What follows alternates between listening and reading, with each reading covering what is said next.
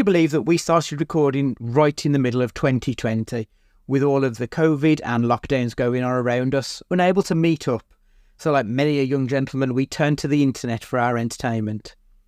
Tried to find a place where we could meet up and talk about the good, the bad, and that time that Stu saw a pelican on the canal. In order to facilitate our dreams of answering all of the big questions in film, and after a few attempts at recording via other methods to various levels of success, we found Zencastr, a super easy web-based one-stop shop for recording. Log in and you're ready to record in a matter of seconds. It doesn't take a tech genius to get high quality audio or video. And on top of that, the one time we have had an issue, the fact that the multi-layered backups are stored locally means it's easily fixed all in browser. There are plenty of tools you need when you start podcasting, so let Zencastr take that headache away, as it offers a place to record, edit and distribute all from one website. Any lazy bones Jones can pick up and play and have studio quality audio or 4K video put out for the world to see when using Zencastr. Go to zencastr.com/pricing and use our code CAGEFIGHTING and you'll get 30% off your first month of any Zencastr paid plan. We want you to have the same easy experiences we do for all our podcasting and content needs. It's time to share your story. And now, hit the music.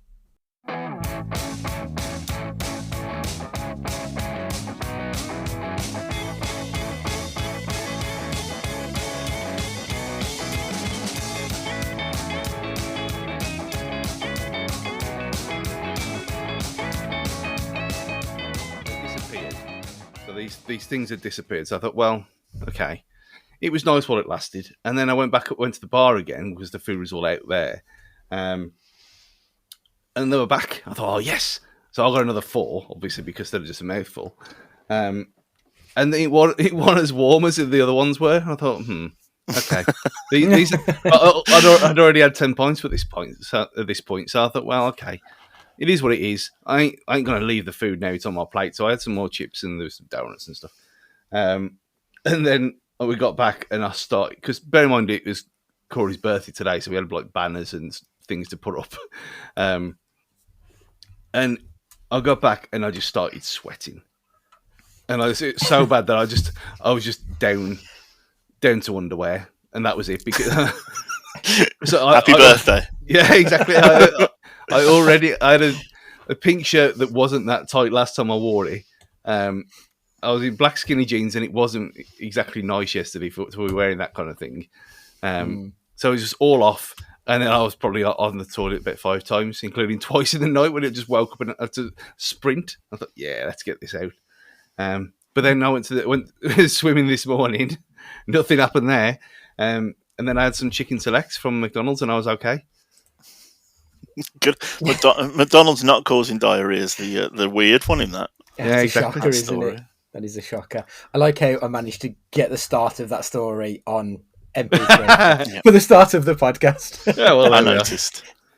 I heard you go somewhere like, fuck, start, get in there. Yeah, that wasn't in a galaxy far, far away. It was in Dudley. Sometimes it can feel like a galaxy far, far away. Yes. As a Rowley boy. Yeah, absolutely. It is somewhere else, isn't it? There's no point in re-recording the start. Hello, everyone. Andy Gillard. Edge joining us this week. Stu's shat his pants, as you've all heard. So not quite. It was it was more Galapagos Islands than Turtleheads. There were so many. There were so many brewing that let's just. I'm glad there was toilet roll in bulk. Let's just say that. Outstanding. As Stu intimated, we are talking about Star Wars for the next couple of weeks. Starting off with the prequel trilogy, then we're doing the original, and then we're doing the sequel trilogy. Before I get into the 9 questions that I've got written down, Ed, is this the right way to do it, do you think? Should we have done it prequel, original, sequel, or should we have done it in release order, do you think? I mean, the release order is what my heart's saying, but I guess from seeing the storyline through and looking some of your questions, it makes sense that we start with what Lucas wants to be the start. It makes sense because we can follow his his story arc from start to finish. So it probably does make sense. And also, we'd only be referencing prequels. This is going to be a crossover over a crossover, isn't it? This anyway, when we're talking about them. Pretty much, because like I haven't seen a lot of the TV stuff, so I wasn't going to mention any TV work, or I wanted to like avoid some of the spin-offs, your Rogue Ones and Han Solo, but I think it's impossible to talk about any of this stuff. Like, I mean, one of the questions about Obi-Wan, I don't think we can really not talk about the Obi-Wan TV show unless you were lucky enough to have not seen it. I mean, lucky enough not to see is a choice in itself, but. I mean, the spin-off talk can wait till like next year. Just this is going to be the 9 films mainly. But like when I brought that exact same question up straight away, I thought, why are we doing it in this way? But it does make more sense because every single time I have watched it since 11 all the way through, it has been in this order. It has been episode 1 being the start because it makes sense. So this is just the way it has to be. It also means we can do Jar Jar Binks now and then never talk about it. Exactly. I find when I do a rewatch of the films, I have to do the prequels first because I won't watch them otherwise. I'll watch the good ones and then just fuck the rest of it off. Because it's you've got to give yourself a little bit of pain before you can enjoy the pleasure. I think when it comes to the Star Wars universe. Well. Bit of kink chat there to start the episode off. We've already gone scat, so why not? Right, so the first question I've got: how does the prequel trilogy handle Anakin's fall to the dark side? Does his arc feel earned? Stu? I mean, taking it over the 3 films, no. There's just too big a gap between. I mean, you might as well not even count Phantom Menace from this point of view because it adds nothing, does it? Yeah, he's a child. So you're talking over. Yeah, is this what's going about Football Manager? He's this wonder kid at the start of Attack of the Clones, and then by the end of it, he's the worst person in the world. It's very rushed, and to have a CG TV series to kind of bridge the gap is a bit wrong.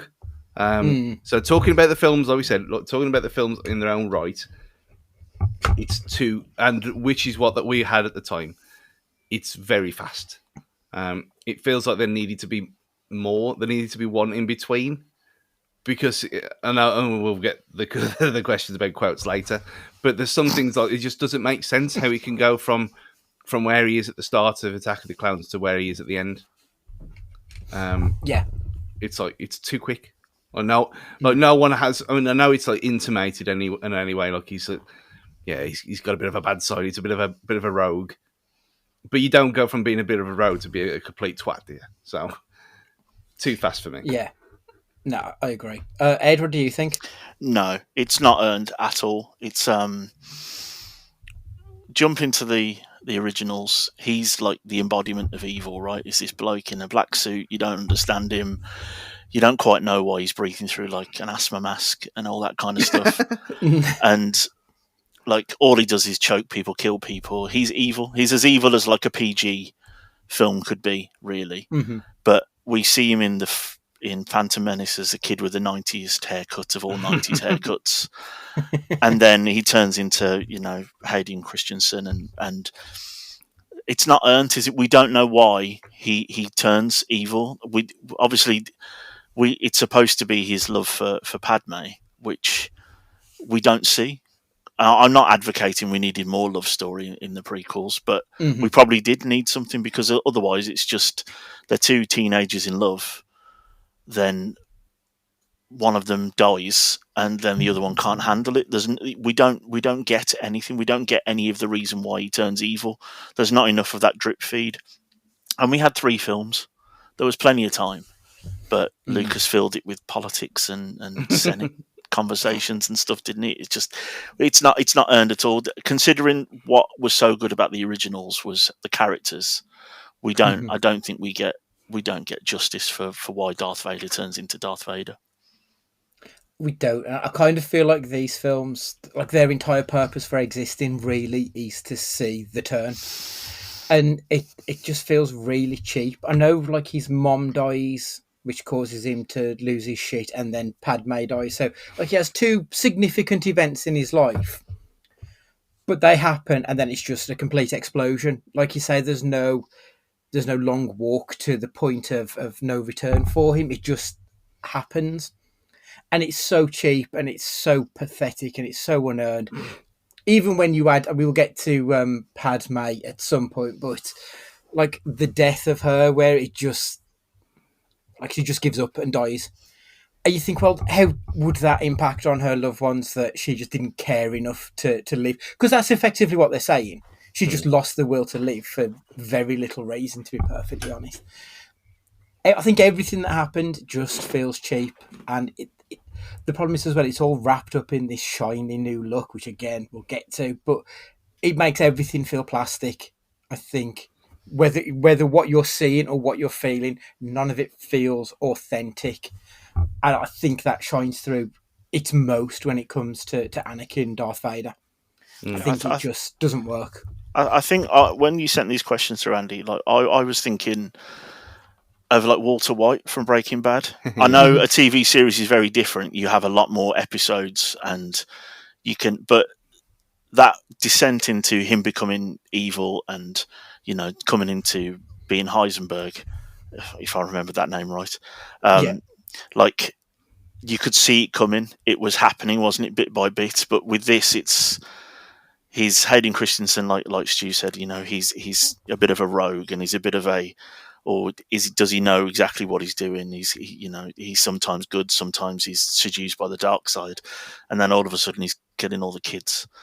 And it doesn't like, there's no build up. Is we don't see that drip feed of the evil coming in, or the Emperor's seeds that he's supposed to be planting. We just get, it's within a click, it's happening, and then again, to jump ahead a little bit, then he's all of a sudden he's putting the helmet on after the fight in the third film. You know, we just don't.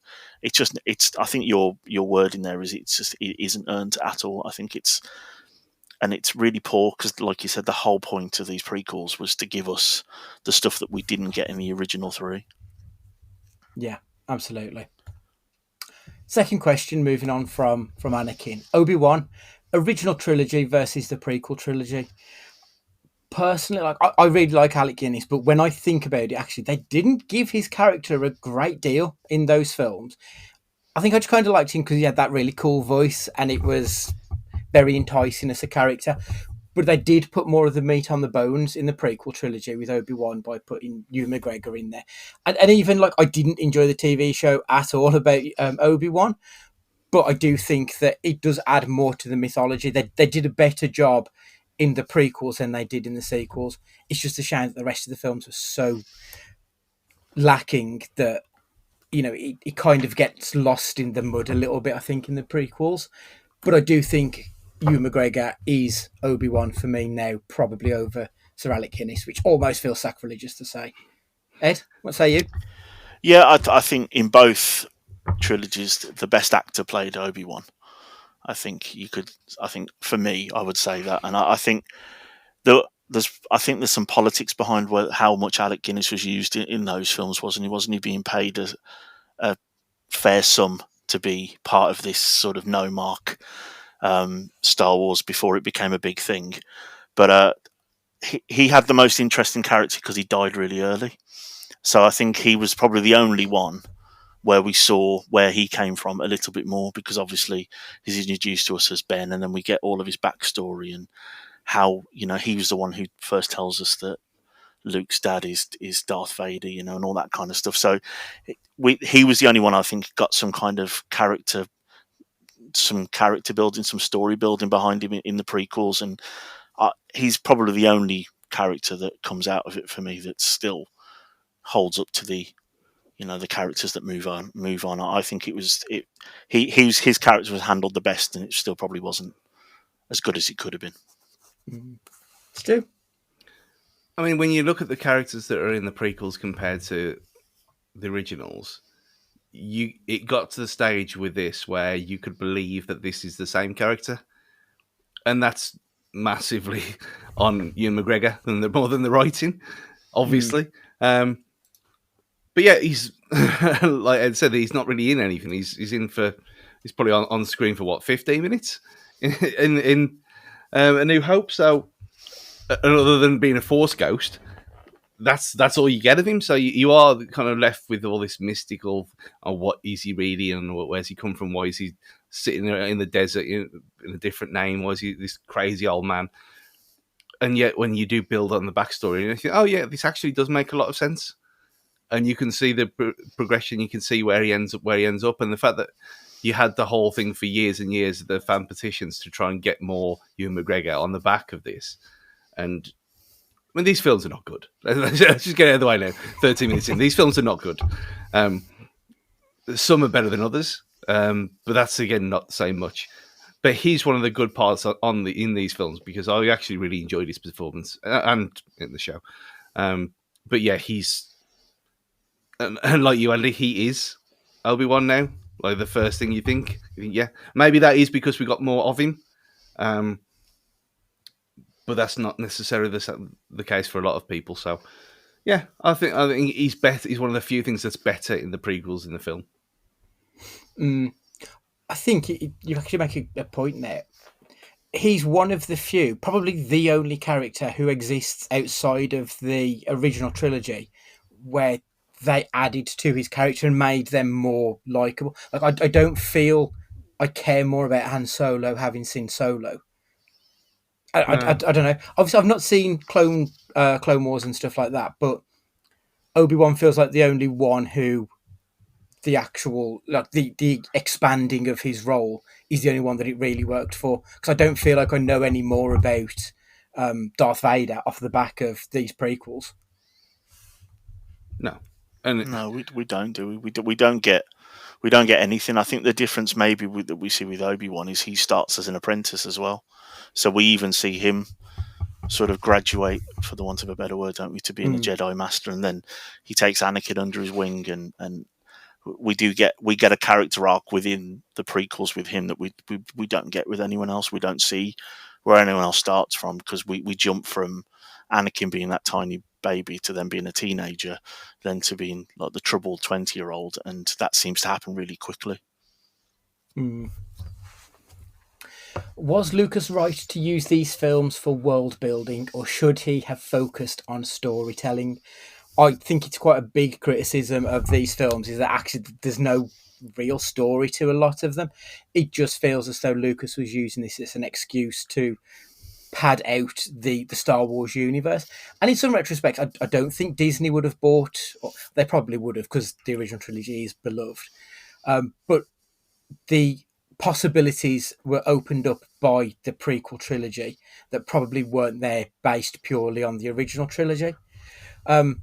Stu, what do you think? Should he have done more about focusing on the characters and less on the Republic and the trade wars and the politics and the international tariffs and stuff like that?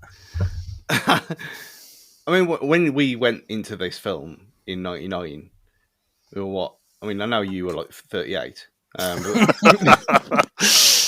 16. I'm 6 months older than you cunt. But yeah, as a 15-year-old going into this film, and it comes up, I didn't know what Senate was. I didn't know what trade federations were. I had absolutely no clue what was going on.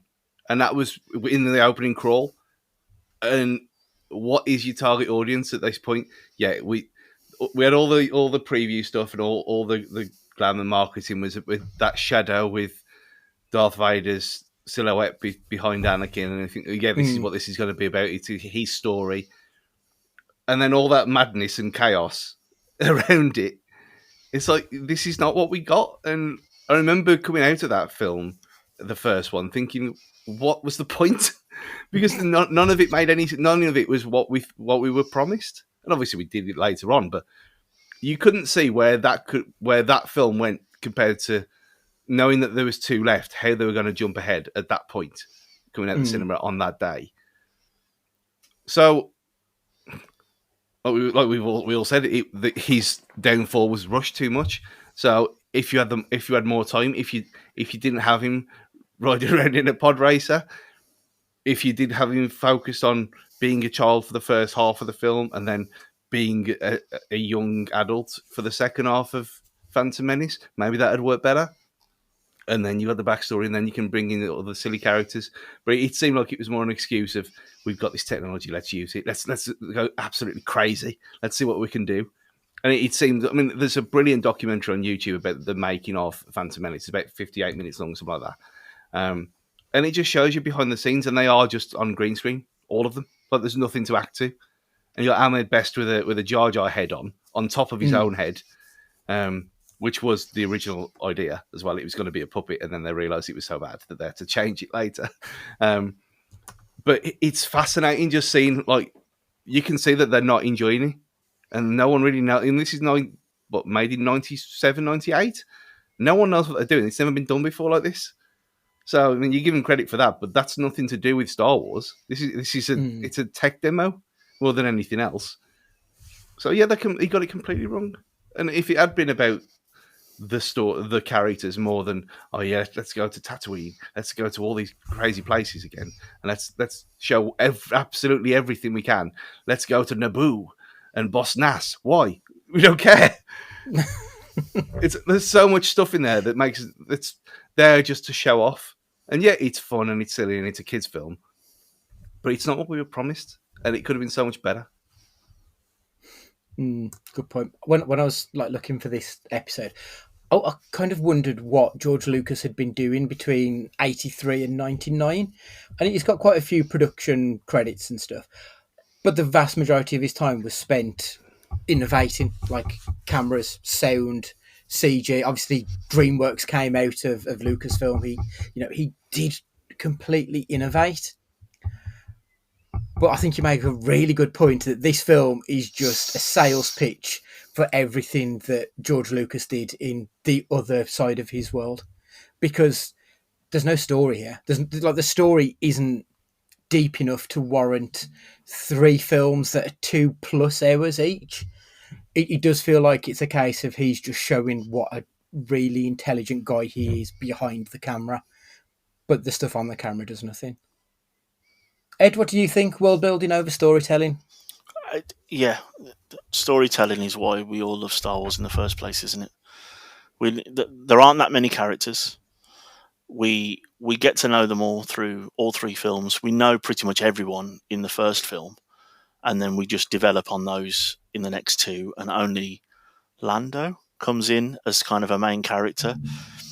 And then, like Stu said, he's gone down this road of, let's do Tolkien-esque Lord of the Rings. Let's get, the Riders of Jar Jar Binks in from wherever that is. And but with that trilogy, which is almost as good as the original Star Wars trilogy in my eyes, there's a point to it all. And all of those films, you go into them knowing that they're going to be slow. You're going to plod through, because the whole point is that it ends in the crescendo of the battles, the end of Acts 2 and 3 in all of those films. But with this, like, I think Stu just said something that I haven't really considered. This Phantom Menace in particular was a kids' film, but the first 3 weren't kids' films. And I came into these, I hadn't seen Star Wars till I was 12. So when they came out in 1997 on VHS, I bought them with some birthday money on a trip to North Wales from a Woolworths. And I watched them in the caravan or whatever it is, because it was tipping down, because it was a British holiday in the late 90s. And like, you're sucked into this amazing world, aren't you, that you don't really see that often. And then, like Stu said, when Phantom Menace comes out, and on those VHSs was everyone talking about the prequels he was going to do in a couple of years' time. It was like one of the special box set things that were on. And you get really excited for it. And then, like Stu said, you watch, Trump-esque tariff discussions. And like Stu said, I don't know what a Senate is. We don't have a Senate in this country, so it's very American-based. So there's that angle. So he's done both, hasn't he? He's tried to do a camp in both sides, hasn't he? He's tried to be really clever, build on all the books that are written about Star Wars and all the world building other people have done, but also then try and make it this kids' film with pod races and CGI. And he hasn't focused on why we all loved Star Wars in the first place, which is the 6 or 7 characters. We love each and every one of them. We we know one side's bad, we know one side's good. It's really obvious, isn't it? It's good against evil. We didn't need the grey. The whole point was it was good against evil. It was a Western in space, wasn't it? That's what this was. And he's turned it into this world building we didn't need. We didn't need loads of different creatures and things. We know they exist. You know, it's like when Men in Black started bringing loads of different things in. We didn't need any of it. The first one was fine. Should have left it there. And with this, he hasn't focused on building up all those stories of all those characters we loved. He's tried to build the world that they're in. And with the greatest respect, I didn't care about them, because if I wanted to care about them, I'd have read all the books that some of my uni mates read, because they were out at the time. They were there with the world building, and we didn't need it. We didn't need it in film form. We needed everyone's backstory and everyone to it done properly and build on those characters we love. We didn't even need Qui-Gon, who I quite liked. They kind of hamstrung themselves a little bit with the prequels, because if you're going to give us the character, like, it kind of needs to feed into the original for us to really give a shit. Because, I mean, we've not got any questions about it, but your woman from Clone Wars, Stu, the one who was really popular, played by Rosario Dawson. Ahsoka. So, for example, Ahsoka, she doesn't exist in the world of the prequels. She's off doing whatever, and any character that they bring into the prequel series then has to die or leave. We don't really give a shit about them because we know they're expendable, because they're not there in the original trilogy. So it kind of feels like anything that he's doing at this point, unless it's happening directly to Obi-Wan or to Anakin, we know it's irrelevant. So he's kind of worked himself into a knot with this one, I think, especially by going with 3 films rather than just doing one film or a TV series, something limited. I think he sort of bit off more than he could chew and just padded it out with Senate. And as you say, Senate's kind of irrelevant, isn't it, to the vast majority of the world, unless you're an adult, which isn't the target audience for these films. These are for, I mean, I suppose these are for everybody. These are an all-age action adventure, is what Star Wars should be. But these just got it completely wrong in the prequels. Just completely wrong, I thought. The next question I've got is on Padme. Was she really the most pointless character in this whole thing? In comic books, there is a thing called fridging, which is basically, there is Kyle Rayner, who is one of the Green Lanterns. His girlfriend gets murdered and stuffed into his fridge, and that is used purely to then push him on as a character. So it is killing someone, killing predominantly a female character, just so that it gives the male characters something to do. And it kind of feels like that's exactly what Padme was there for. We spent 3 films with her to just give up at the very end of it. It wasn't a particularly strong reason for Anakin to, give up what he allegedly believed in with the Force and the side of the right. It just felt like she was there purely to die. And again, I think this comes back to poor writing on Lucas's part, because they could have completely left her out. Those films would have remained pretty much the same. And then they could have found a more inventive way of giving us Darth Vader. So I kind of do feel like Padme is probably the most worthless of all of the Star Wars characters. Ed, am I being harsh there? No, and I think there's a common link into the fact that Lucas and his co-writers can't really write for women, because we kind of see that with Leia, who is an incredibly interesting character that they don't give enough to, and obviously at one point put her in a bikini for a while because it was the 70s and 80s, and that's what you did. I think where it rankles with me the most is that she's supposed to be the reason. She's supposed to be the reason, like I said right at the start, of why Darth Vader is the embodiment of evil, because he loved her so much that when she died, that he had nothing else. There was nothing else keeping him on the side of good. There wasn't anything to do with it. He didn't want to be a Jedi anymore because of how much he loved her. But we don't see any of that, do we? I know we're getting onto some of the worst lines, but their banter / flirting is awkward at best. We don't, but he should have gone all in on making them Romeo and Juliet, shouldn't he? That's what it should have been, this all-encompassing thing. He needed to just go with it and say, well, if this is the reason I'm choosing that he's gonna be evil, then we need to ramp this up. You know, she can't just be this senator posh girl that he shouldn't be with. They need to have that being drawn away, dragged away from each other like Romeo and Juliet. That's what it needed to be. We needed that tension, or else what's the point? And all we got was some flirting, some secret hand holding. They had 2 kids, and like you say, she gave up. That she's an awfully written character, considering she's basically the whole reason why we have Darth Vader and we have the original trilogy. It's a open goal.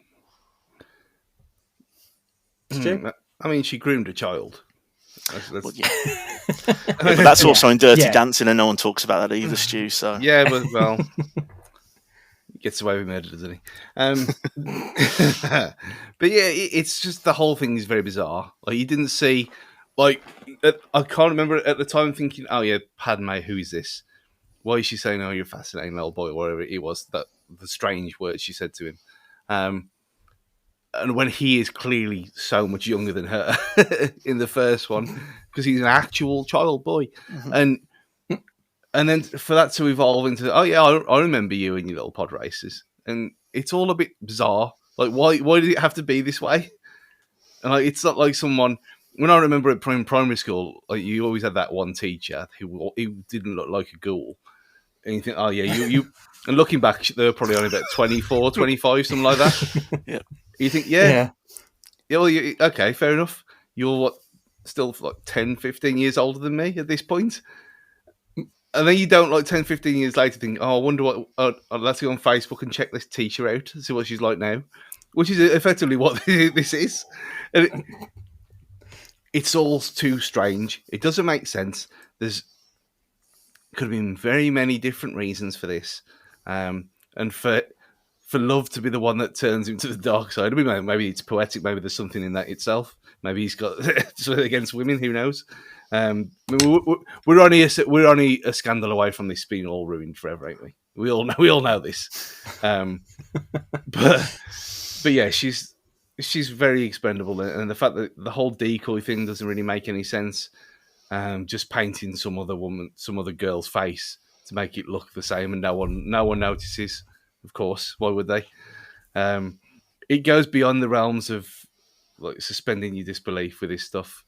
It's just odd. It always seemed strange to me, even back then, and it always has ever since. Like, why does she have to be the way she is? Why is she so important? Yet, why is, when she's this young as well, where are all the adults around? Like, she's like Children of the Corn. It's a madness. It doesn't make any sense. But when she's grown up, it doesn't make any sense either, because they're like, oh, it's all this forbidden stuff, and they're rolling around on the grass like they are, like they're 12. It's just weird. It's badly written, like Ed said, and it's just, yeah, she could have been anyone. Obviously, Natalie Portman didn't really know at the time, but what she went on to be was great. But she's ruined in these films, completely ruined. It's a massive waste of someone with her talents. Had she done much actually before? What, Leon, right? Yeah, Leon. Yeah, she was in Leon, which she was infinitely better and younger in those films than she was given. But that again is the story writing, isn't it? I think the fact that I think they're just picking up on what Stu said. The fact that she could have been anyone, and she's the reason for the main protagonist in this story, this world, it doesn't make any sense, does it?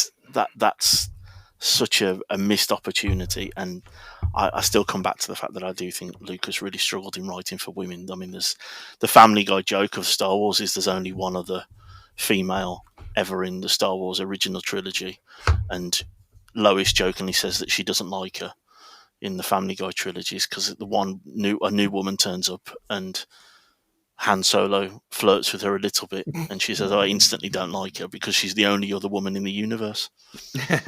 So I don't think he can write for women, and I think maybe there's something in the fact that she's expendable is the fact that because he didn't value her as a character. I think you're right there.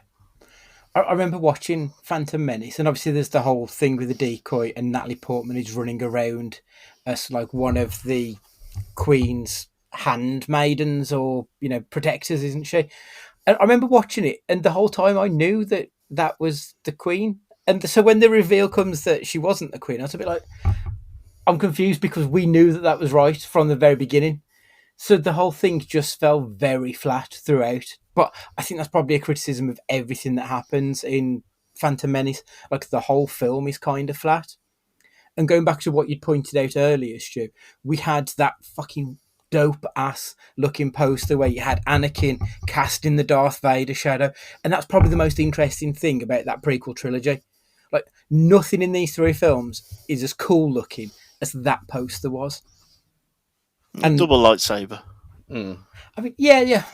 Like, there's a few like decent scenes in it, but I just think Star Wars needed to be cool, and it needed a hot, sexy young actress to sort of lead it, and for us to be there with her during her love story. And Ed, you're right. Romeo and Juliet should have been the basis of their story. They probably should have ramped up the love interest. They could have done more with the love interest and the the actual action, and just left the politics out of it.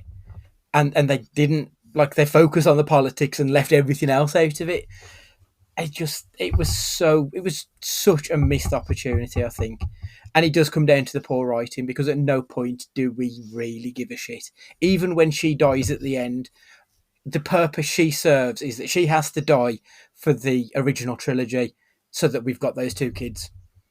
Her entire purpose is there just to service the story, not to have a role in that story, which makes it kind of pathetic. The next question I've got: did the CGI heavy approach help or hurt the movies? How do they hold up today as well? Stu? There was a lot of criticism at the time because obviously the original trilogy wasn't shiny and new, and then we go into the past where everything is so much bigger and brighter, and it was a little bit arse about face. Did that work within the confines of the film, and how do you think the films do look now? I think when you look at it, I mean, at the time, I just remember thinking it looked great at the time, not thinking anything of it whatsoever. That it was just new, and we hadn't seen anything like this before. Other than Jurassic Park being the obvious one, and Terminator 2, but nothing to this extent. Nothing where you've got a whole world with a new fantastic point of view. That it is both brilliant and shit at the same time. And then you look at it now. I haven't got a problem with Phantom Menace. I haven't got a problem with Revenge of the Jedi at all. Attack of the Clones is the worst thing you can possibly see. It doesn't work. I remember thinking at the time, that water does not look real. Why have you done this? And then you look at it now, and it's so awful. It's so bad, and it looks about 50 years old. And I don't know how it has aged as bad as it has compared to some of the other stuff. I mean, Jar Jar is a foolish being. We all know that, and the fact that Jar Jar is now in Fortnite as Darth Jar Jar is hilarious. Because that being one of the fan rumors that he's the one that's in charge of it all. It's hiding in plain sight. I mean that is infinitely more exciting than his actual role in the whole thing. But the way he speaks, the way he moves, the way he's just a moron. I remember hating it at the time. Watching it now, I can kind of laugh at it, and it doesn't annoy me anymore. It's just funny, which I guess was the point all along. That he's like the levity of this, what should be a quite tragic tale. Yet, like we've said about Phantom Menace already, that it wasn't at all really, other than his mom. But you've got characters like Watto. Like why? Why has he got little wings for? It doesn't make any sense. The wings that he has shouldn't support his body. So how is it working? Mm-hmm. It's just, I know it's a different galaxy and whatever, and physics not being what they are, but a lot of it was just for the sake of it. Like the whole thing about the underwater city, it looks fine in there. Boss Nass looks okay. But then the fish that bites the fish looks terrible. A lot of it, like the third film, is the only one that works and the only one that stands up. Maybe because it's more slightly newer than the other two. But even that is pushing it a bit, especially with all the vehicles and the stuff and the ships and everything, and the things that drop the clones. I can't remember what they're called anymore. But they don't look too bad for a film of that age. But then you look at the Matrix Reloaded and Revolutions, and they still look pretty good. So for what should have been the industry-leading industrial light magic, at their core, doesn't work. Ed, I think Stu touched on a decent point there, that the third one probably did look better than the rest because the third one was a bit more practical. Like, it felt like they were actually shooting on sets, whereas the other ones look a lot more like they're just recording in front of a green screen. Do you agree with Stu? Do you think the third one is the best looking of the bunch? And how do you feel, generally speaking, about the over-reliance on CGI in these films?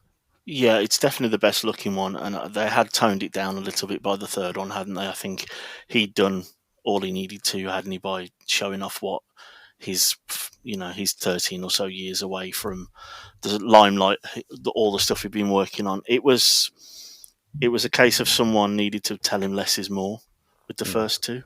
He's really desperate to show off everything, isn't he? And if you talk to anyone that's a casual Star Wars fan, they'll always say, I don't like the prequels, but the pod race is cool, because it was. That's what I remember when I came out the cinema, disappointed, but I was like, at least the pod race was cool. Felt like we were there, but it didn't feel any different to a late 90s, 3D cinema, the ones where things move and stuff, the Terminator ride and stuff that you could go to on holidays and things.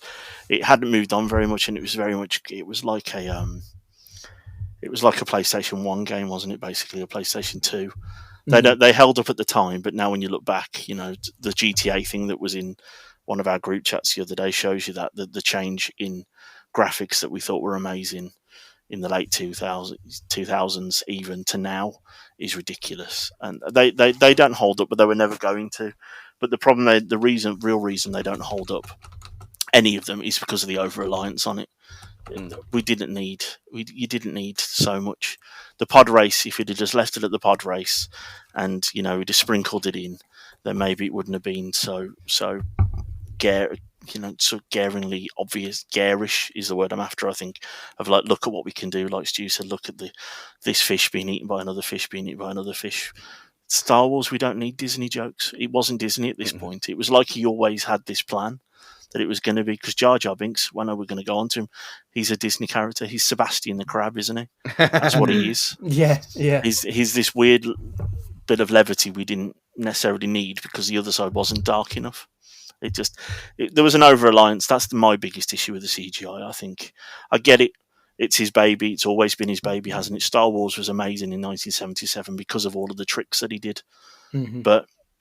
And I think just quickly, just to touch on, I didn't mind it being all new and all singing and all dancing, because the originals at that point, like, the Empire was in charge and everything's supposed to be derelict. We're in this sort of communist,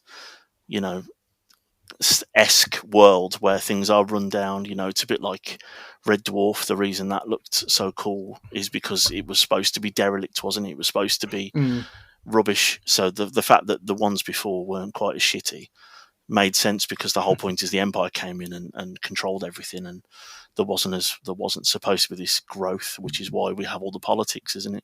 It's because it's supposed to be communism against capitalism, isn't it, and what it all looks like. But he just did too much. He did too much.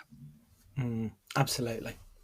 You touched on him, Jar Jar Binks. That's my next question. Jar Jar Binks. Ed? We just didn't need him. He might be even, well, he's definitely more pointless than Padme, because he was panned at the time, wasn't he? That's what I remember. I've got a vivid memory of the actor being on The Big Breakfast with Johnny Vaughan back in the day. And he was loving the fact that he was getting negative press because at least he was getting some press. Yeah. That was how he was spinning it on a day before school. But like I just touched on, he's supposed to be the levity, the funny character that we can all chuckle with. But that only works if the other side of the film is this dark, nasty, good against evil fight, and we've got this weird little alien thing. But it just doesn't work. It doesn't work. The accent's ridiculous. The CGI is ridiculous, and we don't have it offset anywhere else, do we? He's in far too much. That's the other thing. He's like the other main character in that film. It feels like it's Anakin and him, and we don't see enough of Darth Maul, do we, in the first film? Because all we're doing is looking at Jar Jar Binks and CGI blind Brian Blessed. Like, it's just all a bit. It's the Disneyfication of Star Wars before Disney was even on the cards. It just, like I said earlier, he's Sebastian the Crab, isn't he? He's like the Disney character that's in every Disney film to try and make you all smile, like Rex in Toy Story. But he's in it too much. I think that is the biggest issue. If he had 30 seconds in the film, nobody would give a shit. But the fact is that he is one of the main characters in that film. It just ruins it. And you're right, like, there's no balance to the film, is there? He's so far out on a limb. Like, if you think of it on the a pH scale of, is it 0 to 14? Most of the film is shot in between 6 and 8, but then you've got Jar Jar Binks out on a 14. Like, he's so far out there, there's no 0 to balance it out, and it just makes the whole thing completely off kilter. He does learn quite quickly, I think, that people don't like Jar Jar Binks because his roles in the subsequent films are cut back quite massively. So at least he sort of learned from his mistakes. From what I vaguely recall about the film, this was his attempt at sort of doing a new Ewoks. So I think in 83, most adults in 83 didn't like the Ewoks, but most people of our age who sort of grew up with them would have liked the Ewoks because they were cutesy, and that's the kind of toys that we potentially would have wanted way back when. And I think he thought Jar Jar Binks would be that for the younger generation. But and even though I think the prequel trilogy is probably gets more accepted by younger generations than it does our generation, they don't seem to like Jar Jar Binks either. Like, nobody seems to like him. So it's just such a bad miscalculation. And again, he's in the films too much for someone who does very little. And what he does do generally fucks them over, so it's not great. Exactly. Stu, what are your thoughts on him? He's hiding in plain sight. This is the point. You think he accidentally uses tanks to blow things up. Does he though? But like I said, I've gone from hating him to kind of having a little chuckle now when he appears. And went to, spoilers for next year, in the certain episodes of the Clone Wars, when he does turn up, I remember having a massive smile on my face when he's there. And I'm sure there's a hot one episode that's dedicated to him, all on his own. And it's Padme Jason, obviously. But yeah, and this whole thing, like, where they do. I mean, it was obvious that he was supposed to be part of the whole three things, and he was going to be the one to link them all together. And then how you link the films together, we'll get on to that in a bit. But to just have him in the background as just a member of the kind of the support cast, and he's there just because he has to be there, because it would make no sense why he wouldn't be, considering how important he was. I think it was probably too much at the time, considering what is he supposed to be? The whole Gungan thing was a bit bizarre. Like you said, the whole thing underwater and them being the heroes and him being there and getting everything wrong. Like, he turned it into a comedy when Star Wars wasn't really ever a comedy. And it just, I think the tone is very different in this one compared to the other two. But then you've got the two, and they obviously have to go slightly darker. And that's probably why he isn't in it. But then you kind of argue, what's the point in the first place if he's not going to be in the other two? Yeah, fair. You just touched on it there, Stu. How well do the prequels integrate to the original trilogy? Do like is there anything of worth in these films that sets up anything that comes after, or is it just set dressing? Well, Obi-Wan, is it Obi-Wan, and the carry on from that. Obviously, Luke and Leia are a baby, so they don't count. We never hear anything else about the Gungans later in the originals because they didn't exist. Um, Darth Maul, obviously not. Darth Sidious, that's probably the only thing that kind of in the background. The whole thing about that and the Emperor, that is good for me. I do like that, and the fact that they kind of went back and retrospectively changed it into being him as well. I know the whole. We'll talk about that next week about the tinkering with the originals, but I do like how they did integrate that because it wasn't a big thing, but they just to change it so that it matches. And where you watch him continuously, it does make more sense with it him being him. But from a look point of view, if you went from episode 3 to episode 4, it looks completely different. It's a different tone. You're going from that version of Darth Vader to the one that you see in A New Hope, and it's very different.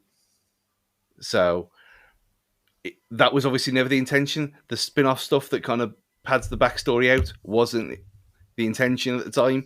So you're taking these in order now. They don't integrate whatsoever as films. You got certain characters who do, like the ones we've mentioned already, but on the whole, not at all. Ed, what do you think? No, they don't. And I think you touched on it, Andy, and the fact that we knew the ending means that it's always going to be really difficult to integrate it because we know the storyline, right? It's like a Columbo. The whole point of a Columbo is the murder is. You're supposed to watch Peter Falk work it out, and you work it out alongside him. But we don't have that, do we? We just have this. Here's everything. You know what it's going to be.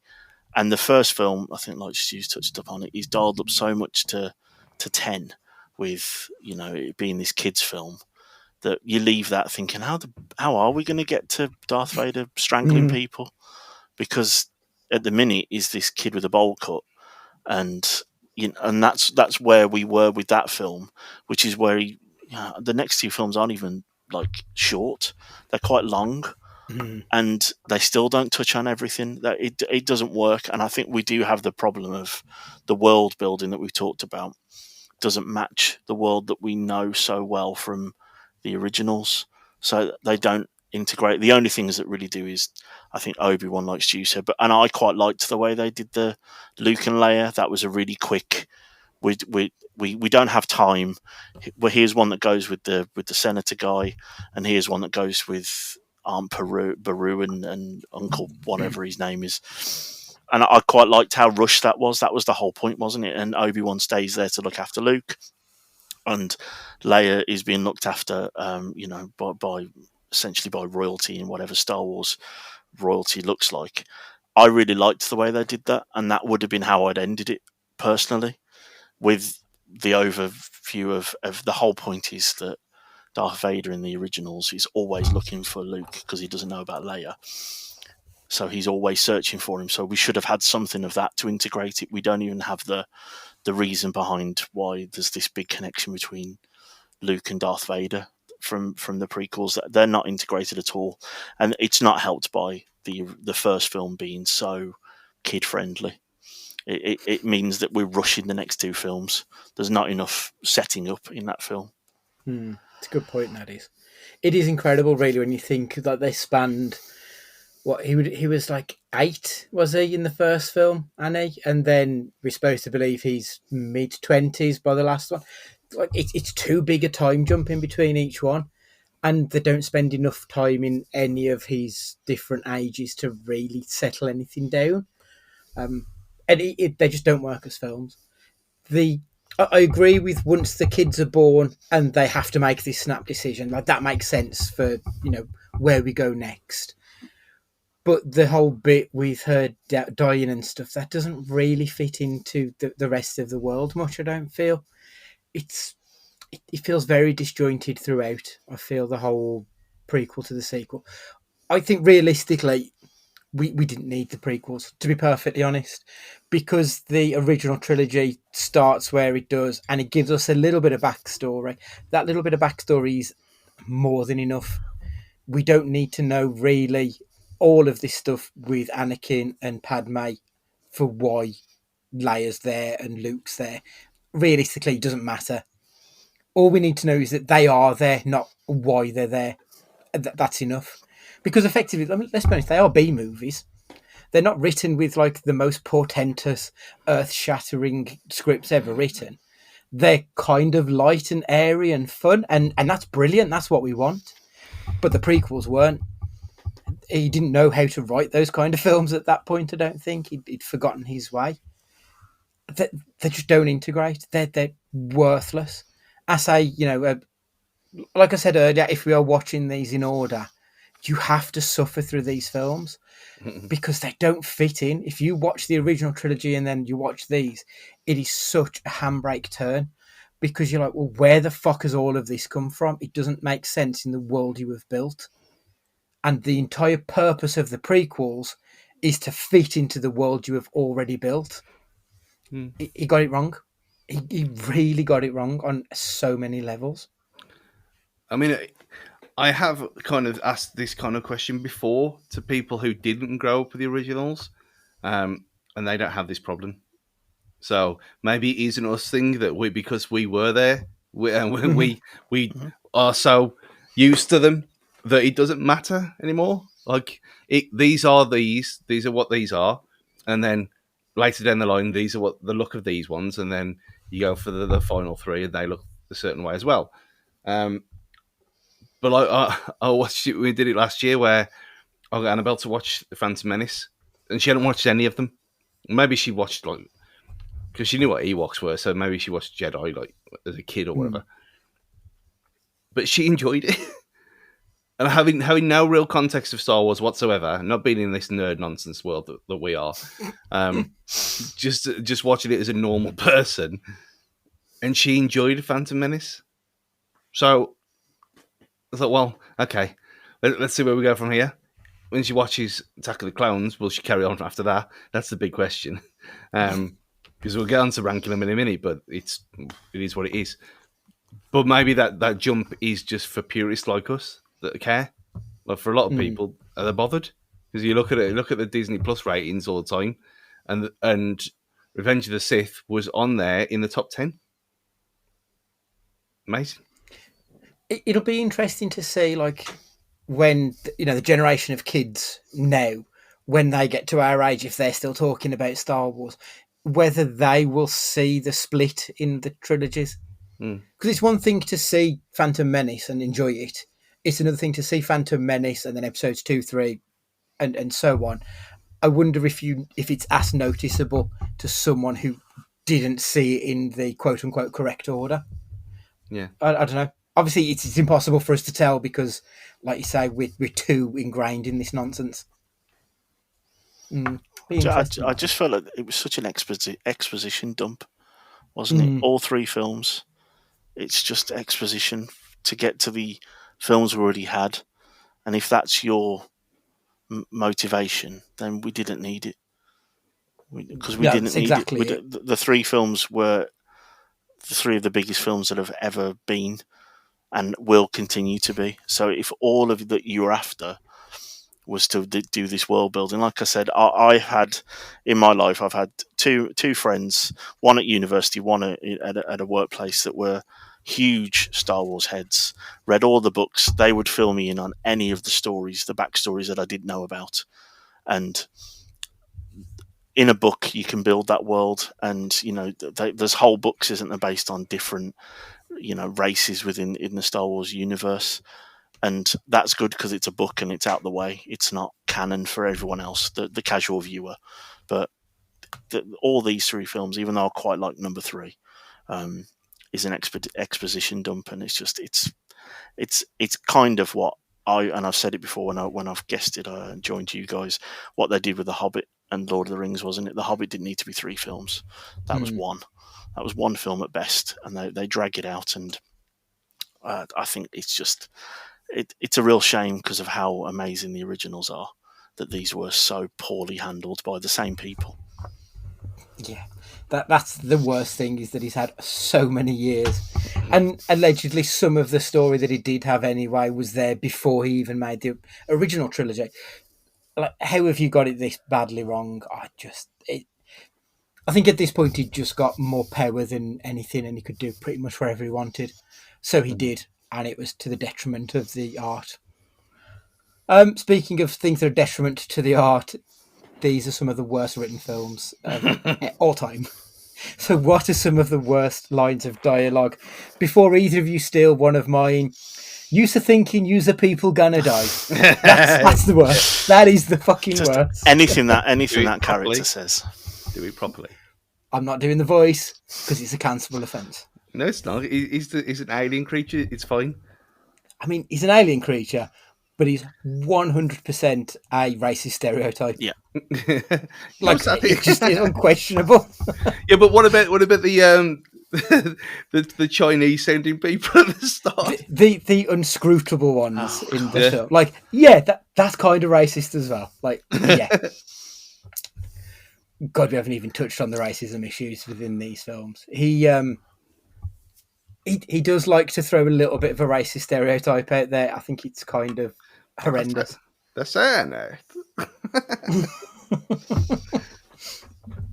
Ed, give me a bad line of dialogue. See, I really like the third film. Genuinely, I quite like it. I'd give it like a 7 out of 10. I don't know if it's just because the first two I just didn't. But when my favourite character and the favourite actor in it says "killing younglings" in the hammiest way possible, in the one time he doesn't really sound like Alec Guinness, because he's actually doing quite a good impression when he's, and again, I think the reason that rankles with me is because, again, that's the whole point, isn't it? Of he's gone that evil, he's killing the kids, and the way that he delivers it, basically almost chewing on his knuckle like he's in a 1930s silent movie. It's just so badly written, and to give an actor with the chops that Ewan McGregor has, and we've seen him be, we've seen him in things like Train Spotting, where he can deliver the grittiest of gritty lines to be, killing younglings and then biting his wrist is just, it's to use the common phrase nowadays, it gives me the ick. It's just awful. That's one of them. I've got a few more. Will one of them be, "I truly, deeply love you"? Because from Padme to Anakin, that was awful. And again, like, at this point in time, Portman was hot shit, and just the delivery of the lines was so over the top, so overwrought, horrendous. "I'm not afraid to die. I've been dying a little bit each day since you came back into my life. Anakin, you're breaking my heart." Brilliant. That's probably the worst delivery of any line in any film ever made, ever. Believe me, I wish I could just wish away my feelings. Oh, God. Yep. I try to pull my fucking skin off. Like, that's awful, isn't it? I'm pretty sure that the angsty 15-year-old teenage me would have written a better love poem than that back then. Yeah. I don't like sand. It's coarse and rough and irritating, and it gets everywhere. Again, just anything spoken by Hayden Christensen is terrible, because he's got no charisma whatsoever. He's a vacuum of charisma. Was it something like, I killed them all, and then he looks away, and it's like, what is this? Yeah, again, you almost expect him to bite into his wrist when he says it. It's a bit like, so earlier on today, just on Sky, there was Singing in the Rain was on, and back then, when that was done in like the 1940s or 50s, whatever it was, they were taking the piss out of people acting like that in the silent era. And here we are in the early 2000s with someone doing the same self-styled acting. It's just, there's hamming it up, and then this bloke's got gammon going on or something. I don't know. It's just, it's something else. What else have you got on your list, Ed? Oh, there was another one. I've written them all down. I'm trying to find it now. But The one that I think they thought was going to hit more than they did. This is how democracy ends, with thunderous applause. But it's the pause is painfully slow between them. It's not delivered snappily. It's like you can feel the ... in the script before she finishes the line. It's just I think she's a good actor, and a bit like what I talked about with Ewan McGregor. They just they can't make some of this writing even passable. No. Stu? There's one where Anakin's in his space in Phantom Menace. I'll try spinning. That's a good trick. Everything Yoda says when they ham up the fact that he now speaks backwards all the time. In the originals, it's it's thrown in every now and again. But is it like around the survivors a perimeter make? And it's like, I don't think we needed that. Yeah, it's like you say, the drops to him once or twice when we originally met Yoda, and it obviously became a joke. So it was then entirely just how he spoke. Every single sentence was, we'll rearrange. It's like when you speak in German and you have to put the descriptor after the item. Like, it doesn't work, and that's what they do. It's like, yeah. You said it earlier, Ed, it's the Disneyfication of it. Yeah. And that's kind of what they're leaning into, I think. Right then, so we've only got 3 films to rank. What we're going to do each week is we'll rank 3, and then we'll rank 6, and then we'll rank 9.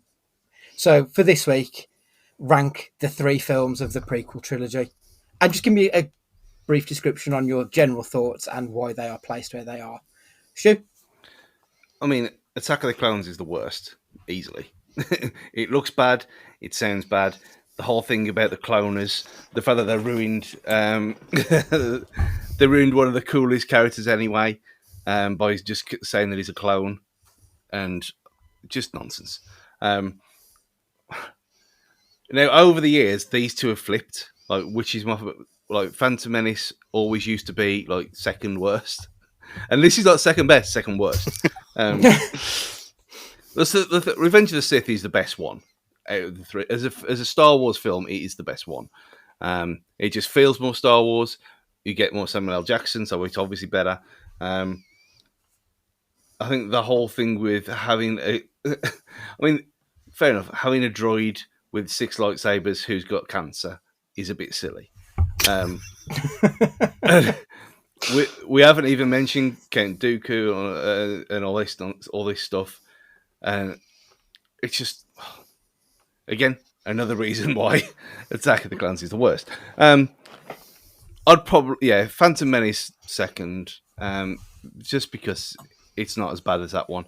But Revenge of the Sith is genuinely, every time I've watched it, other than the over the top stuff in the lava and all that kind of thing, it still looks cool. Like, there's cool moments in that one, and it's almost like we said, it seems like they got the memo. Yeah, let's get back to doing it properly, and not just everything on a green screen, because things look better. It makes more sense, and to an extent, and it just feels more Star Wars than the other 2. So that's why that's my favourite of them 3. Fair. Ed? Yeah, mine's the exact same order. Attack of the Clones, I remember feeling cheated that I've watched it in the cinema. And I think I might have even treated myself to actual popcorn and not brought in my own food. So I felt doubly cheated from memory. I'm sure I brought actual food from the cinema at the Terrible. Dudley Merry Hill. So yeah, that's the worst. It's got no storyline. It's got the world's worst love story, and all the hammy acting we talked about.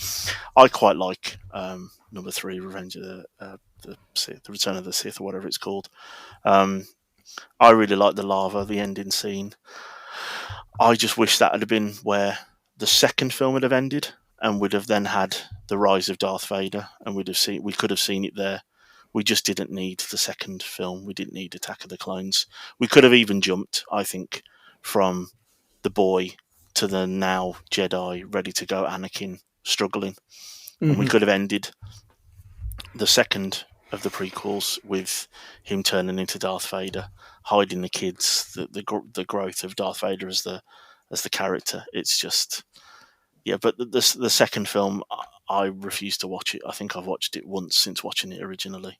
I can't do it, and I refuse to. It's a bit like how I always mention whenever I'm on Cage Fighting, I will never acknowledge any film after the third Indiana Jones. There is only three, and for this, I don't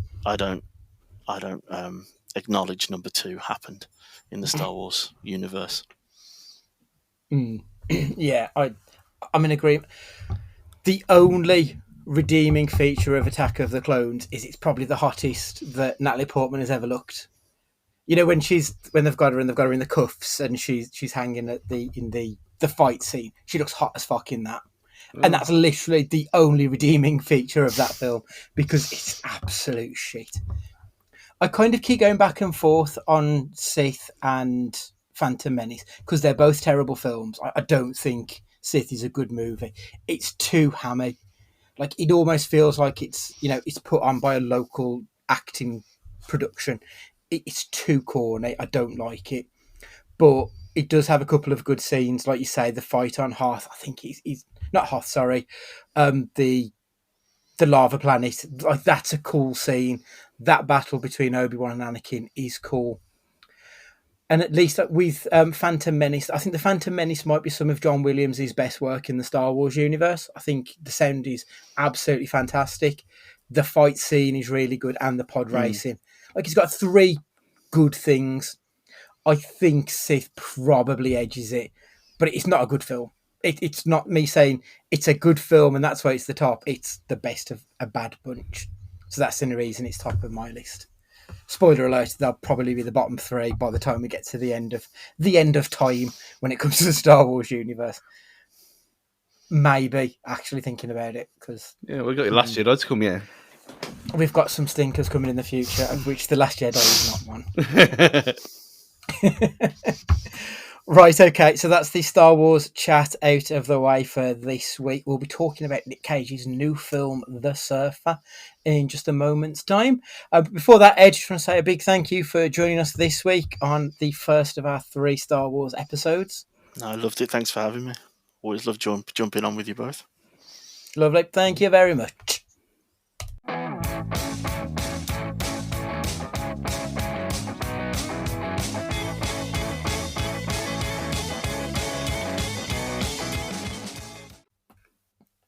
Welcome back. Thanks for joining us in the last part of the podcast. We're here to discuss a brand new film starring Lord and Saviour Sir Nicholas of Cage, The Surfer.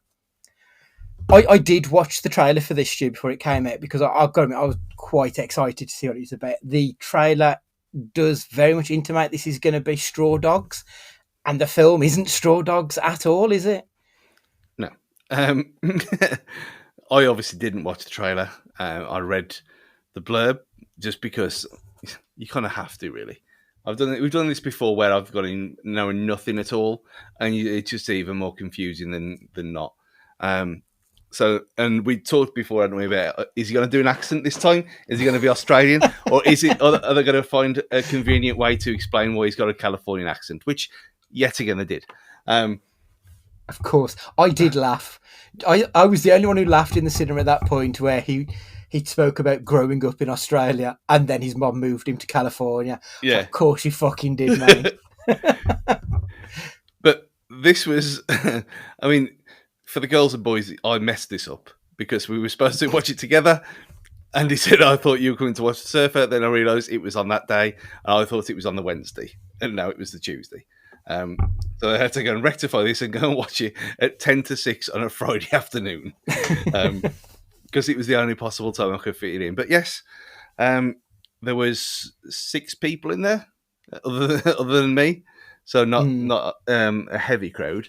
But you saw it at the unlimited screening. So was it busy or not? It was not that busy. It was in one of the, not like, so at the Cineworld, you've got 2 bigger screens, then you've got 2 medium, and then you've got a handful of smaller ones. It was in one of the medium screens, and it was probably about a third full. And then like 3 people walked out about an hour into the film. I was like, "This is fucking getting great. Why are you walking out at this point?" But yeah, it wasn't one of the best turnouts for an unlimited screening that we've had. But Yeah. I don't think the marketing was brilliant on this one, if I'm honest. I mean, there's a few trailers, and I think a lot of us Nick heads on the interwebs obviously spoke about it, but I don't feel like it's got many TV plugs or anything. No, I'll mention it to a few people who say, "Well, you're watching this week," and I watched Until Dawn as well on in the week. That was an experience, and I get exactly. Well, I know exactly what Ash meant. What he said. You don't have to play the game to watch this film. Obviously, if you have played it, there's enough. There was enough nods for me because the type of game it is. I think they did their best that they could really to integrate the whole choices thing by changing it to the way they did. It was a Shudder original, like you said. And I think when you watch it, I think you actually will like it in a weird, perverse way. Okay. So I'd mentioned that people who played the game Until Dawn knew what it was about, even though it's nothing to do with it. But then I said, yeah, the surfer. I never heard of it. Who's in it? Nicolas Cage. Oh, it's going to be one of them, is it? And when you go in the last couple that we've watched, I mean, obviously, Unbearable Weight of Massive Talent was just exceptional. Exceptional. And then you go to last year, where we had the very, very bizarreness of the Dream film. Dream scenario, yeah. And then you have this. And I said, we haven't even spoke about this, so I don't know what your view of it was, or you don't know mine. I ran to the bus to get back to watch the playoff game. And I was just thinking, like, what do I even say here? Because, well, loose opinion and then spoilers, because there's a lot. I think we need to talk about spoilers, don't we, at some point on it? Yeah. Because, yeah. My initial, I mean, we'll just say that initial thoughts on watching that film. I don't know how you can possibly market this film, and I get why they haven't, because it's so weird. And the fact that he came up and it was like Sundance or Cannes, was it, at the start? I thought, oh no, is this going to be pretentious? Am I going to hate this? Hopefully not. I ended up loving this film. I'm not going to lie. I don't know why I did, because it's the kind of thing I'd normally detest. But as it went on further and further, I got more and more into it. And by the end, I thought, that was brilliant. A complete agreement. So I went in sort of thinking I knew the vague direction they was heading in. So just not spoilers, but like a vague sort of story of what the film is about. Nicolas Cage wants to buy a house on the beach in Australia. He goes to that beach to show his son the house from the sea. The locals won't let him in, because if you're not local, you're not allowed to surf here. And the head of the group is Julian McMahon, who is like a tech bro kind of a guy, but he's also like very toxic masculinity and the whole suffer and surfer kind of thing. So again, like I said with the Star Wars thing, it's about suffering before you get the pleasure. That was like his mantra in this movie. And Nic Cage kind of gets caught between the beach and the house. So the two extremes of his love, I suppose, is what you'd call it in this film. So the film is set in between the two. And I was watching it thinking this is going to be a case of the locals are shits. They're going to be bullying Nic Cage throughout the film. He's eventually going to fight back. But very early on, something happens in this film which tells me this is not that film. The musical cues throughout this film are completely wrong. Every piece of non-diegetic music is a dream sequence. Immediately, it's the diddle-a-doo, that thing. In every scene, there's something about this film that is going to completely 180 me, because it's not going to be a quote-unquote real film. Yeah, and So stop right there. that's Spoilers where, from now on. yeah, that's where I'm going to leave it in regards to that, because yeah, I loved it, and I was watching it thinking, this is either going to be Dream Scenario or it's going to be Mandy, Mm-hmm. because it just I'm uneasy, and not in a bad way, particularly at this point. So I was really pleased when it got to the end of the film, and with all of the craziness that goes through it. And I'm like, I walked out and I was like, I enjoyed that, and I don't know why. And then I overheard a couple talking, and the woman said to the guy, that made about as much sense as Bowie's Afraid. And I'm like, yes, that is Yeah. fucking why. That's why I Yeah. enjoyed this film, because it's weird and I liked it, and it's kind of self-indulgent in the way that worked for me.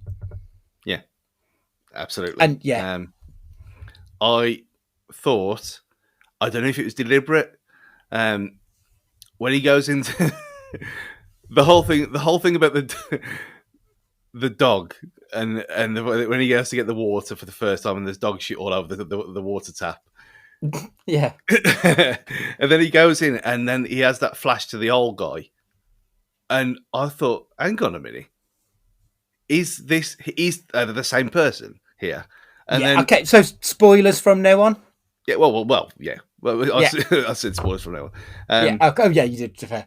Yeah. I thought from that minute, I thought, hang on a minute, are we seeing this? What we saw before with his son, was that years ago? Are we now in the place of the old guy, and the reflection of him looking back at himself? Is that his true self? And the Nicolas Cage thing is when he first got to this beach, and he's been stranded here ever since. That's what I thought. That for the next 25, 30 minutes Yeah. of the film. And if that was intentional or not, I don't know, but it was genius, because every time it hinted, oh, that's your car, and it was the bum's car in the corner. I thought, it must be. That must be the twist. They're the same person. It's a time loop clusterfuck of a film. Like, yeah, that's where I was feeling. And because he seemed to, obviously he became quite bedraggled quite quickly because of the events of the film, but he seemed to age from being kind of cool, calm, collected Nic Cage to the hobo dude. He aged really quickly. But Julian McMahon and his fucking dickhead surfer kids, they weren't, and they kept appearing, and they were always like shiny and new and completely different to him. So I'm like, is this time loop? Is this going to be wormhole stuff? I didn't know what was going on, and at no point did that annoy me. Like I just wanted to be on the journey. That was all I was interested in, was where is this journey taking me? I didn't need to figure it out. I was just happy that it was happening, which isn't like me with a lot of these films. And it didn't annoy me either, with the whole Groundhog Day thing. Like when he was waking up, and like the phone call from the phone box, and then the phone box it's not connected to the wire, and they're just winding him up. And he had the whole thing with his watch and like the phone, and he's like, "You didn't give me your phone." I was like, did this happen like 10 years ago? And yeah. And then when he goes up and gets the package out of the gun in the bag out of the off the top, and the bums put it there in the first place, I thought, yeah, obviously. So hang on, so his future self has put this gun for him now. Yeah. This is what I was kind of thinking. And then, of course, it brings in the story with his father having shot himself on the beach. And then the guy comes down at the end of the film who is sort of dressed the same as his father. The whole thing, I was just, like, I still don't think I fully understood the film, if I'm honest. But in a good way that makes me want to revisit it and watch it again. Which is, I think that's quite a great feat of a movie, is that I want more of it. Immediately, I want to see it again. Yeah, I think watching it again, knowing the ending as well, you are going to get, okay, so this actually did just happen in the space of a day. And he's got so dehydrated, he's got so tripped out by not eating, that his car's been towed away to be fixed, that he doesn't remember. And the whole I mean, the rat was I pissed myself at the rat. I mean, when they threw the rat into the car when he was there, that was funny. But when he then went to eat the rat after, put it in his pocket because obviously he's not going to fucking eat that, but then tries to force feed it to one of his guys.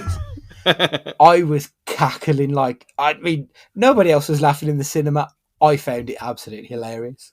Yeah. Yeah, it was it was perfect. Like that, the whole moral thing about like when the tooth pendant was hanging up in the car. Mm-hmm. I thought, well, yeah, it's obviously not on the old person because you are the old person. Yeah. You are the bum. That's why you've hung it up there. So, and that was obviously your son's from before, and he was a surfer eventually. And it was incredibly brilliant. It was so clever, the misdirection of it all, and it was actually like you think, yeah, this was thought out. And if we have been completely taken by a curveball here, then fair play because they did a great job of it. And we are looking too much into such incredibly strange film. But like just the little things like when his son comes back, and that's when I thought, hang on a minute. And then you had the photographer woman who gives him his phone, and he talks to the office, and they're there again. I think the penny drops at that point. You're like, oh, hang on. Yeah. This is real. Yeah. Yeah. So like, where's his car come? So he's burning the bum's car. Like he's been here for a day and not for 30 years. And then when you see them all down there and they're like, yeah, we had to make you suffer before you could surf. I can understand going into the it's not even crazy the fact that he got such a standing ovation at the end because I wanted to clap as well. Yeah. Like, very very rarely I'll in that situation where a film's gone from being this is a bit dull, so I mean, it's only an hour and 40 minutes and all. That's the best thing about it. An hour and 40 minutes, it feels like 2 hours, but because so much happens in it, you've got so much time to take it all in. It's a masterpiece. It's an absolute masterpiece. I haven't looked, but I'm assuming it's got very good critical scores on Rotten Tomatoes. I imagine most critics have probably enjoyed this one because it does feel like it's the type of thing to appeal to a critic because it does feel new and fresh, and probably the same reasons that I suspect the audience score would be very 50-50 because it's weird and you're either going to like connect with it or you're not. So I fully expect it to be like 80s and maybe 50s in the scores. Not far off. 86 critics, 46 audience. Yeah, I'm not surprised at all. And that's also why we shouldn't pay any attention to Rotten Tomatoes because that doesn't really tell you the whole story, I think, of the film. I mean, it's jumping ahead, but I understand because you can't recommend it to anyone other than us and people in our Ariasta kind of A24 circle. Yeah. That's exactly it. It's an A24 film, not made. Is it Neon? Potentially, I can't remember. Yeah. Well, that was one of the red herrings at the start. That there was about 12 made by things at the start. That's usually not a good indicator. Yeah, it's something. Oh dear. And then Saturn Films comes off. Oh, Saturn Films are okay. They do some weird stuff. But by saying if you liked Beau is Afraid, you're already ruining it. So how do you even do it? How do you even go about it? So it's like, I know the films you like. Stick with this one, you'll like it. I think that's all you can say. Yeah. I mean, realistically, you're talking about films. This explores isolation. So if that's the kind of topic that you're into, you'd enjoy it. Obviously, it's. I think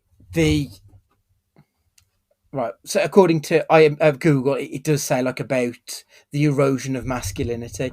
That is probably the pinpoint of this film, I think, because it does appear that we've got Juliet McMahon who is getting more and more masculine. Like he's the fucking uber Aussie by the end of the film, I think.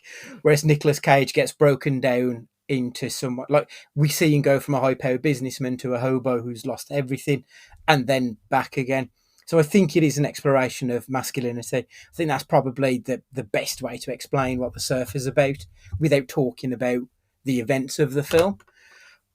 But they're not topics that everyone's going to want to watch.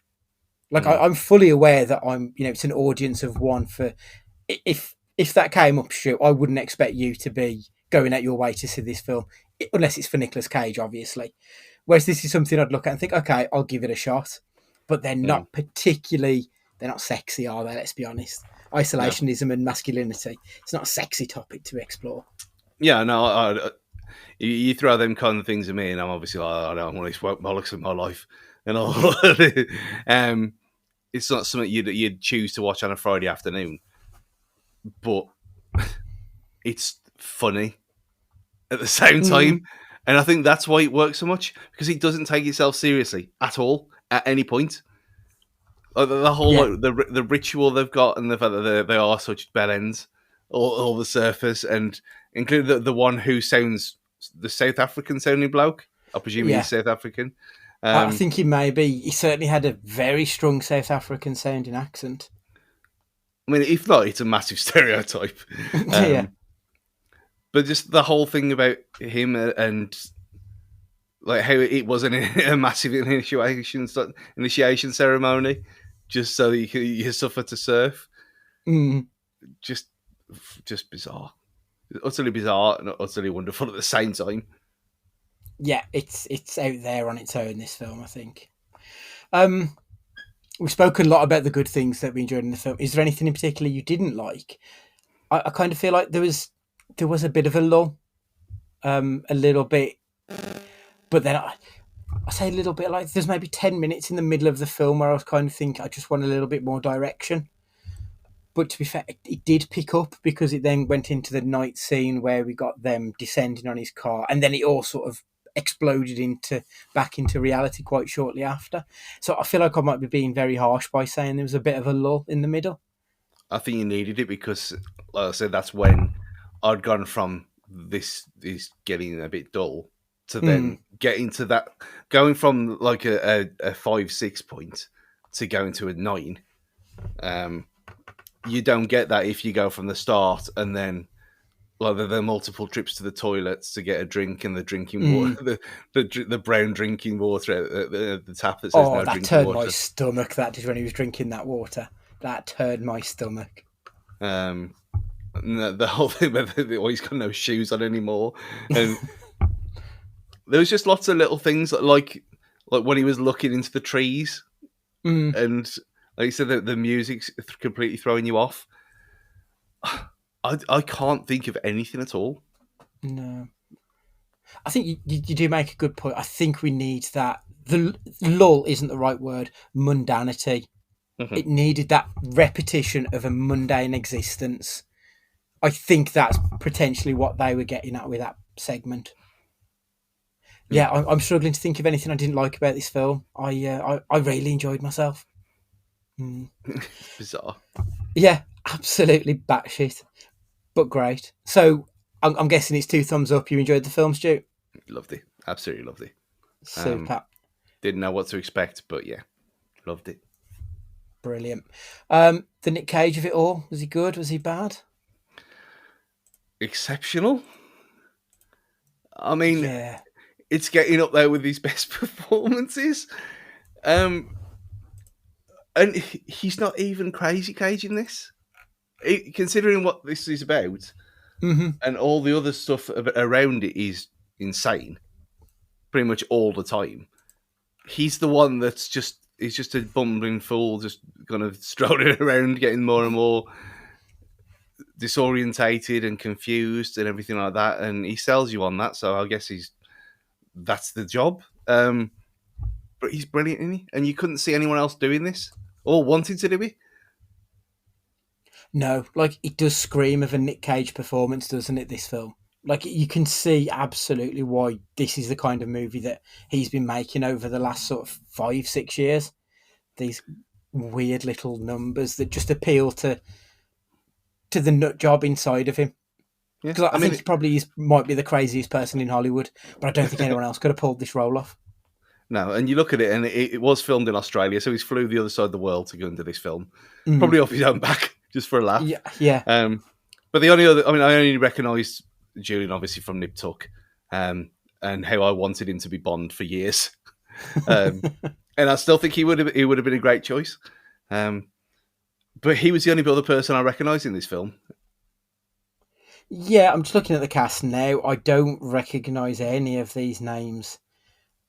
I mean, they may all be local Aussie actors for, as far as I'm aware. Apparently the kid, Finn Little, is in Yellowstone, which I know has been a very popular TV series, but I've seen nothing of his work. And he's the only other of the main cast, really, isn't he?